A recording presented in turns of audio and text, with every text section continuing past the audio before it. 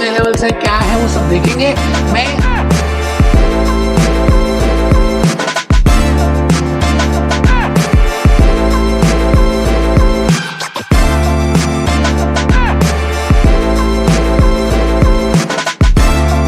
बबली कहा कि भाई अगर आप सच में ही करना चाहते हैं और फाइनेंस,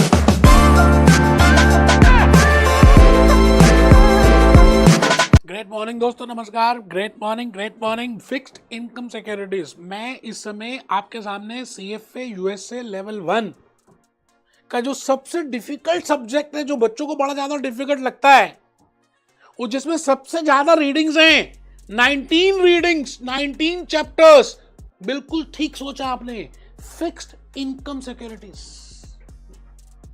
दोस्तों CFA USA लेवल 1 में अगर आप 10 सब्जेक्ट्स की बात करें तो सबसे लंबा और सबसे डिफिकल्ट जो स्टूडेंट्स को लगता है, मुझे नहीं, स्टूडेंट्स कहते हैं जी फिक्स इनकम सिक्योरिटीज मुश्किल है।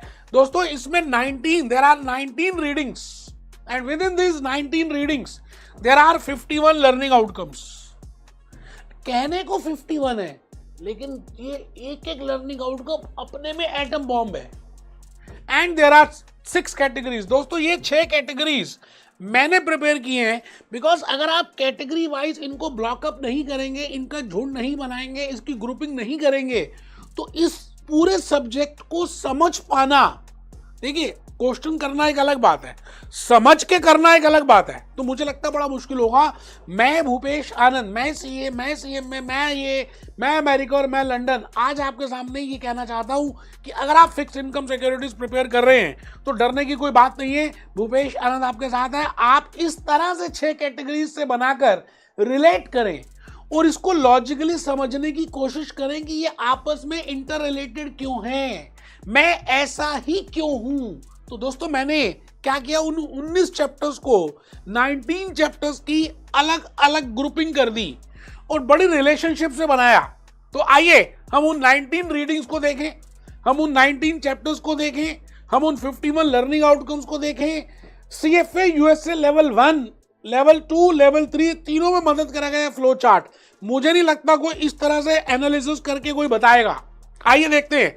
मैंने category A, category B, category C, category D, category E, category F बड़ी लॉजिकली रिलेट किया, जैसे आपको CFA USA करिकुलम में और स्क्वेजर में गिवन है। मैंने उन्हीं 19 चैप्टर में से अलग अलग ग्रुपिंग बनाने की कोशिश की। पहली ग्रुपिंग अगर आप देखें तो you should be aware of what I mean by fixed income, what are the basic features, what are the cash flows, what is interest, what is maturity, what is component, what are the basic items which I as a chartered financial analyst should be aware of.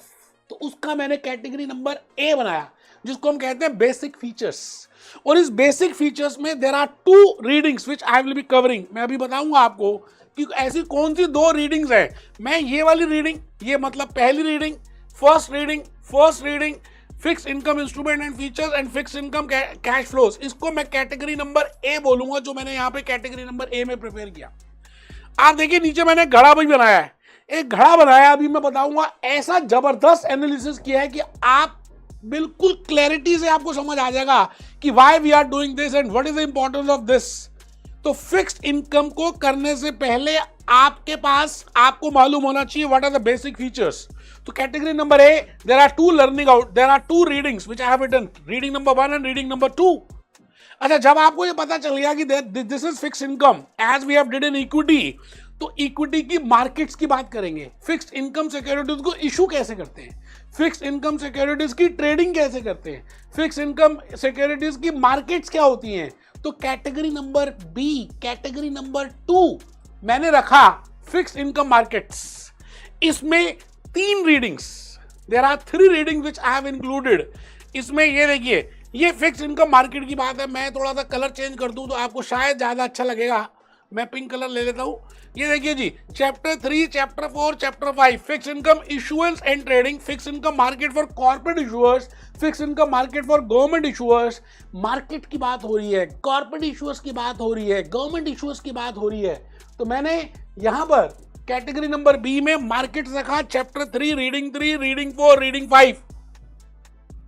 बेटे इस तरह से करोगे तो logically समझ आएगा, नहीं तो करिकुलम पढ़ोगे तो 2-3 दिन तक तो रात को नींद नहीं आएगी कि ऐसा कुछ लिखा हुआ है आपके पल्ले ही नहीं पड़ रहा।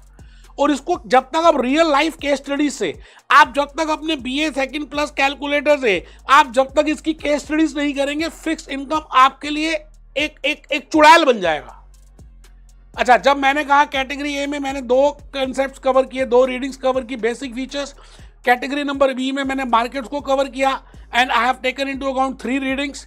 अब आपको ये समझ आ गया कि फिक्स इनकम है क्या, फिक्स इनकम मार्केट्स क्या है। अब मैं आ गया कैटेगरी नंबर सी में। कैटेगरी नंबर सी में मैंने कवर किया फिक्स इनकम, उसकी हेडिंग रखी मैंने प्राइस एंड वैल्यूएशन।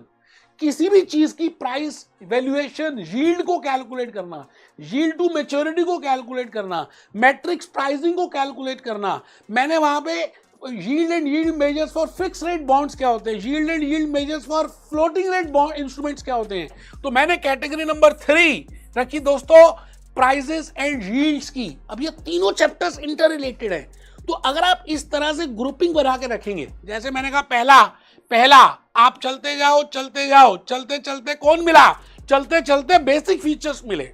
जब आपने बेसिक फीचर्स, पाव भाजी छोले भटूरे के बेसिक फीचर्स देख लिए, चलते जाओ चलते चलते कौन मिला, चलते चलते बेसिक मार्केट्स मिली कि ये इशू कैसे करते हैं, इसकी मार्केट क्या होती है।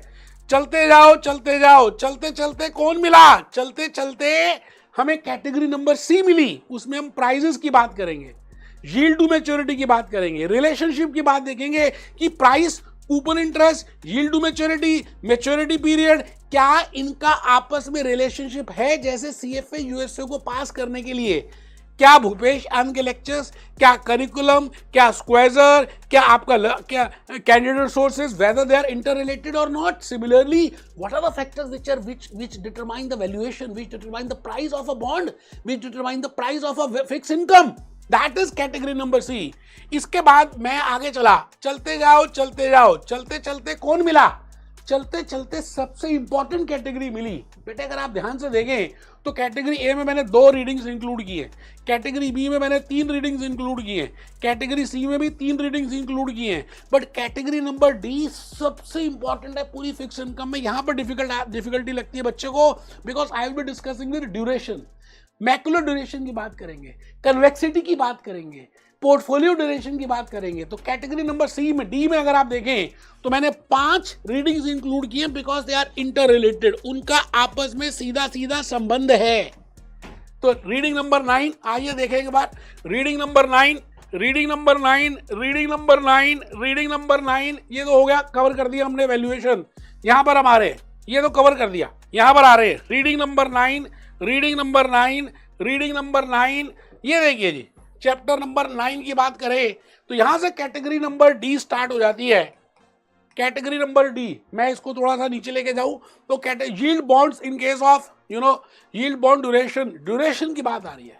सबसे मुश्किल ये लगता है बच्चों को, बट भूपेश आनंद आपको रियलिटी में बताएगा कि ड्यूरेशन है क्या, यील्ड टू मैच्योरिटी क्या है। इसको पहले समझने की कोशिश करेंगे यार, क्वेश्चन तो हो जाएंगे, लेकिन एक बार आपको पता तो चले what I want to say in regard to convexity, what I want to say in regard to Macaulay's duration, what I want to say in regard to bond duration, what I want to say in regard to portfolio duration. ये सब मालूम अंदर से, जब इसका meaning समझ आएगा तो आप सारे क्वेश्चन इजीली कर पाएंगे। इसलिए मैंने कैटेगरी नंबर डी बनाई। कन्वेक्सिटी, देखिए कन्वेक्सिटी की बात करेंगे, कर्व की बात करेंगे, तो मैं यहाँ पर 5 रीडिंग्स इंक्लूड कर रहा हूं कैटेगरी नंबर डी में। सबसे इंपॉर्टेंट है जी, ये देखिए जी, interest rates and duration, most important, highly testable for examination. ये नहीं किया तो कुछ नहीं किया, सीधी सी बात। आप किसी की मैरिज में जाते हैं, स्नैक्स भी खा लिए, डेजर्ट भी खा लिए, फिर भी आपको लगता है कुछ अधूरा रह गया क्योंकि मेन मेन्यू नहीं खाया, चाहे भूख नहीं है, फिर भी जब तक आप खाना नहीं खाते, जब तक आप चपाती नहीं लेते, जब तक आप पनीर नहीं लेते, आपको लगता है यार मैरिज में कुछ खाए नहीं। इंटरेस्ट एंड ड्यूरेशन नहीं किया तो फिक्स इनकम ही नहीं किया, ऐसा समझ लीजिए। तो category A, category B, category C, category D, क्योंकि कैटेगरी डी में हम इंटरेस्ट रेट की बात करेंगे। एक इन्वेस्टर सोचेगा कि मैंने आज इतने पैसे लगा दिए तो मुझे इसका ड्यूरेशन कितना है, कितने पैसे मिल जाएंगे, मार्केट में फ्लक्चुएशंस कैसे हो रही हैं। जैसे ट्रम्प साहब सेकंड टाइम बन गए प्रेसिडेंट, अब मार्केट में हलचल आ गई, देखिए आप स्टॉक मार्केट सारी गिर चुकी है। अच्छा, जब आपने एक बार ये देख लिया कि ये ड्यूरेशन है, ये बॉन्ड है, उसके बाद इसमें रिस्क इन्वॉल्व कितना है, what is credit risk and analysis. Credit risk and analysis में मैं भूपेश आनंद आज आपके सामने 3 स्टडीज लूंगा, credit analysis for government issuers, credit analysis for corporate issuers and what is credit risk. ये बेटे 3 पॉइंट्स मैंने यहां पर कवर किए। क्रेडिट रिस्क क्या है, गवर्नमेंट इशूअर्स के लिए क्या है, कॉर्पोरेट इशूअर्स के लिए क्या है, और लास्ट में हम करेंगे सबसे डिफिकल्ट और सबसे इंपॉर्टेंट जो बच्चों को समझ नहीं आता, मैक्सिमम बच्चे छोड़ देते हैं, दैट इज सिक्योरिटाइजेशन। मैं आपको ऐसे रियल बातें, ऐसे रियल एग्जांपल, ऐसे वीडियोस दिखाऊंगा कि आपको समझ आएगा। सिक्योरिटाइजेशन में we will be discussing what is the meaning of securitization, मतलब कोलेटरल सिक्योरिटी क्या होती है, एसेट बैक सिक्योरिटीज क्या होती है, मॉर्गेज बैक सिक्योरिटीज क्या होती है, इनका कंसेप्ट क्या है। तो 51 learning outcomes and 6 categories and 19 chapters, मैं कुछ इस तरह से इनको डिफाइन करने वाला हूं। आपको ये समझ लीजिए कि इतना अच्छा लगने वाला है कि आपको मैं क्या बताऊं दोस्त। ये देखिए जी, लास्ट के तीन है, fix securitization and asset back securities and mortgage back securities. कहते हैं जब लाइफ में हमें कुछ करना हो ना तो थोड़ी सी मुश्किलें आती हैं, थोड़ी सी मुश्किल बात होती है। ये पहली बार आप कर रहे हो, आसान है, अगर आप लॉजिकली रिलेट करके करोगे तो आसान है। आप मेरा वीडियो किसी और के साथ कंपेयर करके देख लीजिए, मेरा एनर्जी लेवल किसी और के साथ देखिए। मुझे नहीं लगता कि फिक्स इनकम में किसी ने इस तरह की कैटेगरीज भी बनाई हो, क्योंकि मैंने जब CFA USA लेवल 1 का पेपर दिया तो मुझे बड़ी डिफिकल्टी आई, है ना। और तो मेरे को लगा यार इसका कुछ एक रिलेशनशिप होना चाहिए, कंसेप्ट होना चाहिए।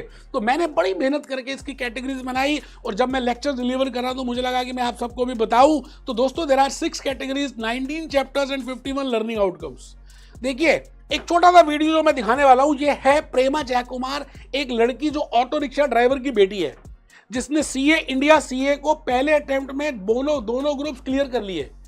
आप CFA USA कर रहे हैं, either you are doing with graduation और you are doing with job, किसी के साथ तो कर ही रहे हैं। बट सवाल ये आता है कि क्या आपके पास इस ऑटो रिक्शा ड्राइवर की बेटी से ज्यादा सामान है, मतलब ज्यादा स्टडी मटेरियल, आपके पास सेपरेट स्टडी रूम है, आपके पास लैपटॉप है, आपका BA+2 कैलकुलेटर है, आपके पास फोन भी अच्छा है, आपको खाने को मिल रहा है, उसके बाद भी अगर नहीं किया तो फिर क्या किया। आइए एक बार देखें क्या कहती है प्रेमा जयकुमार।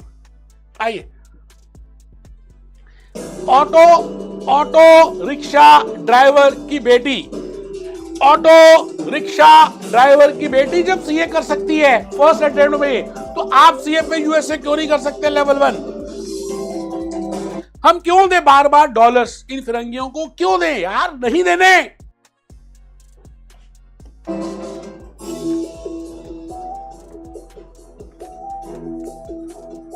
नाम प्रेमा जयकुमार, उम्र 25 साल, जन्म स्थान विल्लुपुरम तमिलनाडु।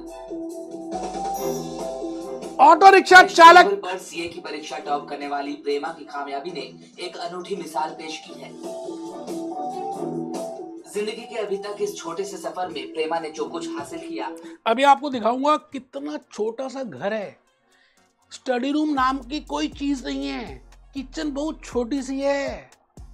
यार अगर हौसला हो किसी चीज को पाने का तो क्यों नहीं हो सकता। CFA USA लेवल की एग्जामिनेशन फीस आपने बार बार नहीं देनी, वैसे भी बड़ा महंगा कोर्स है, फर्स्ट अटेम्प्ट में क्लियर करना है। मैंने बड़े सारे लेक्चर्स इसी तरह से रिलेट करके मैंने वीडियो में डाले, यूट्यूब में डाले हैं, आप देखें आपको अच्छा लगेगा यार। Be happy, be jolly, be cheerful.